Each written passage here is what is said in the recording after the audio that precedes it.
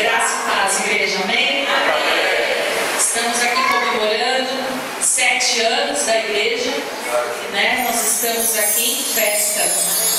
E eu quero dizer para você que está aqui nessa noite que hoje é um dia de festa e nós, o povo de Deus, devemos ser um povo festeiro, sim, porque o nosso Deus é um Deus festeiro. Você quer uma prova? O próprio Deus na Bíblia, na palavra dele, ele instituiu várias festas. Festas de Pentecoste, festas de Tabernáculo, das primícias de Pentecoste, da Páscoa.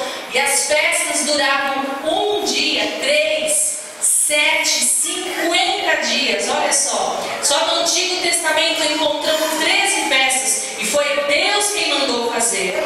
No Novo Testamento encontramos 14 festas. E foi Deus quem mandou fazer. Jesus, quando ele esteve aqui na terra, quando ele nasceu quando acontecia uma festa. A festa dos tabernáculos. Quando ele realizou o seu primeiro milagre, ele estava numa festa de casamento, né? Lá em Caná da Galileia. Ele morreu quando estava acontecendo uma festa, a festa da Páscoa.